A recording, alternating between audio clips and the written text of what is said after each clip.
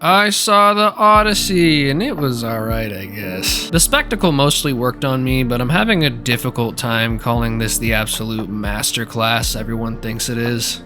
And before a modicum of criticism comes out of my mouth, any Nimrod chuds who expect me to call this movie bad because of the casting or the lack of historical accuracy can get the fuck off this video. You're not welcome on my channel, and also I hate you.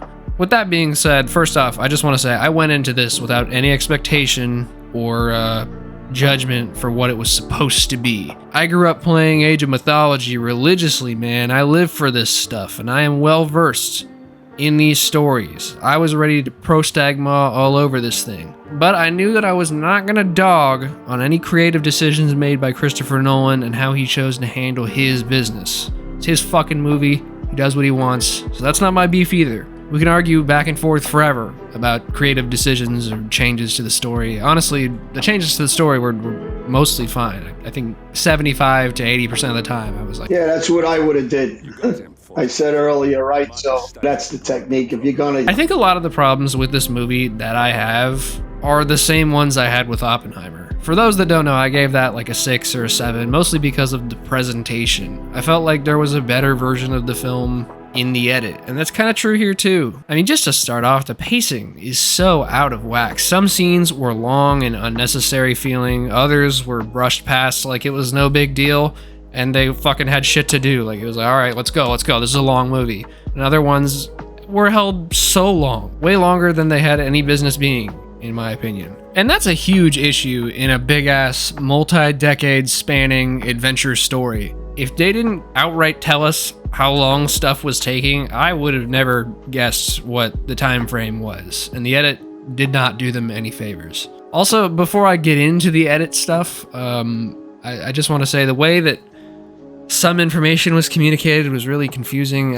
It seemed like they expected us to know some stuff and not know other things. Like, the first 30 minutes is so exposition-y, and then the rest of it we're just supposed to sort of already know. I don't know. I'm trying to like pretend that I went into this movie as somebody who knew nothing at all. If I was, I'm gonna be honest with you, that first hour would have had me lost. Anyways, it was a lengthy movie, and I feel like it used its time so strangely. I'll give you an idea of what I'm talking about later during the spoiler discussion. But yeah, the first half of this movie, it was just a mess. It was so disjointed and all over the place, and the way that time passage was communicated was just so strange.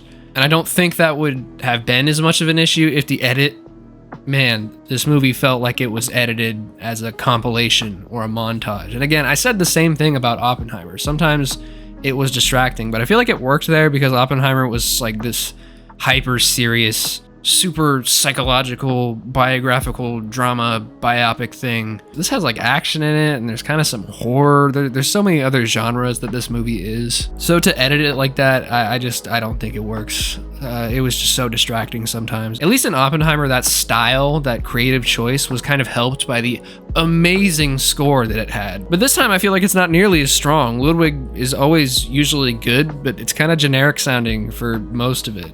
If there would be some interesting thing happening sonically with the score when a scene would be playing, it would kind of just leave before it ever became memorable. I can't hum it in my head. That's always kind of a bad sign when I come out of a movie. The sound design was impactful, but I also was in this big ass theater, so that may have helped its case. I don't know if it would necessarily feel that way at home. You know, you're not watching it how no one intended.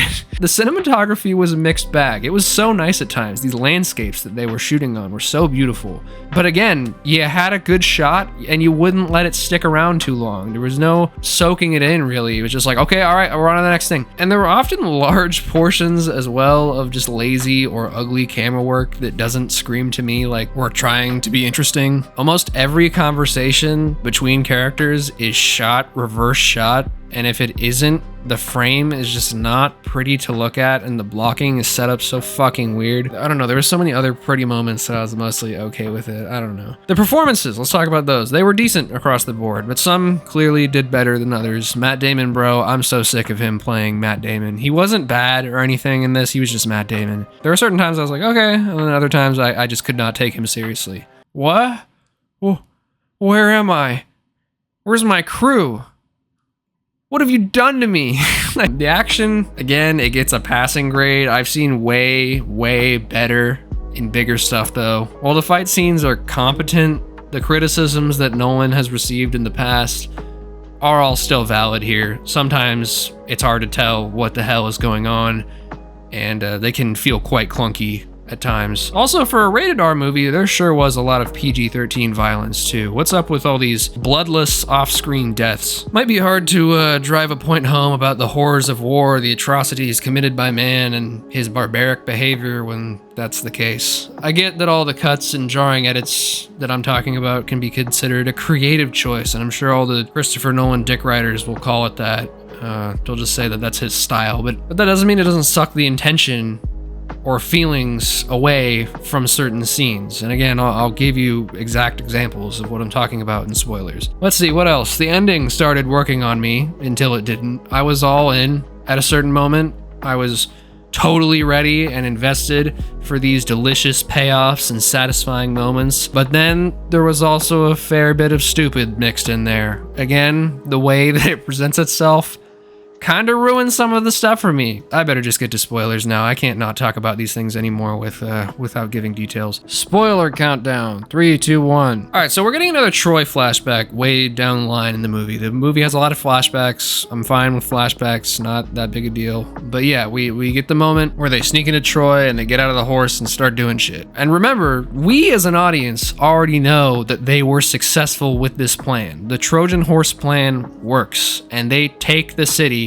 with great force. And that's not just because everyone already knows that that's a big part of the story, but because they've literally told us in the movie that that's what ended up happening. There are many times when they're like, yeah, they fucking snuck into Troy and killed everybody there. Well, we know this by now as an audience. And yet they still feel the need to show the plan working. They exit the horse, they kill the guards, fine, sure, whatever.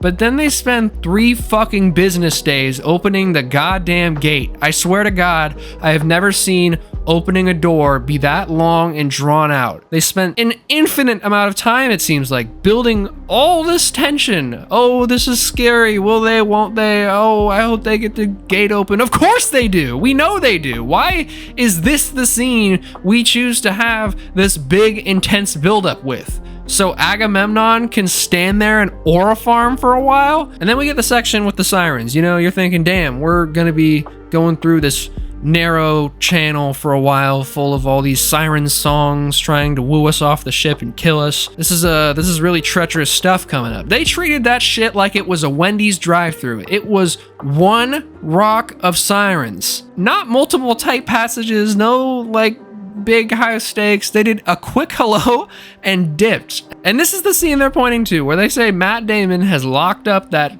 fucking best actor Oscar. He screams and yells for 5 seconds. He's like, no, no. That's not, anyone can do that. Let's talk about the Cyclops scene. Genuinely some unnerving moments there. Some of it was done real effectively. They edited that shit together like it was a trailer. One shot, bro is up eating a dude, being frightening, and the next he's asleep without any indication the time has passed. Also, this is just a story thing. They chose to not have the Cyclops talk, or at least like not at first. They later realized that he does, like way, way late in the process. Matt Damon has the stupidest fucking line ever about it when he's asked why they don't try to reason with it. He's like, would you talk to ants? Yes! Yes, I would! If I knew ants could talk back, yes! That sounds really interesting. The Cersei sequence, the pig transformation scene, was so freaky and cool. Matt Damon shows up and basically just says, hey, can you not? And she's like, okay, yeah, sure. And it's over like that. All he does is reach his hand out of frame and grab something vaguely. I was like, what is he doing? It took me a full minute to realize he was holding onto the bird, which I thought was fucking across the room, but I guess it wasn't. Thank God Samantha Morton said, no, please don't hurt her. And he's like, I'm gonna kill this bird. I'm like, thank you for telling me that's what's happening. I can't even tell. The ending fight, I don't think any 20v1 will be pulled off as well as they did it in Oldboy. It was fun for like a minute, but they draw that shit on for so long. Also, somewhat related note, again, this goes back to the presentation. When a big fight is happening and another minor character also gets in like a scuffle and they feel the need to cut back and forth between them, all tension dissipates, all stakes feel lower, I feel jerked around. Just fucking jumping between one fight that you probably care about more than the other. I didn't care about Tom Holland fighting this random dude in a storage room who was like somewhat mean to him earlier. I don't know. Their only excuse for this fight being so long is that this is the big ending fight and it needs to be long and dumb. Like, that's just how it is, I guess. Fuck you. No, it doesn't. Gritty, short, quick fights, especially in the end, get your point across just fine. It doesn't need to be fucking Revenge of the Sith with them doing parkour over lava. It's stupid. Gritty, short, quick battles, especially when it's done in a brutal time period like this, like ancient Greece, are much more effective. Compare this to the penultimate fight in The Revenant. This is one of the best final fight sequences I've ever seen. I won't really show it in full to avoid spoiling that movie for anyone who hasn't seen it, but it's only like 3.5 minutes and it feels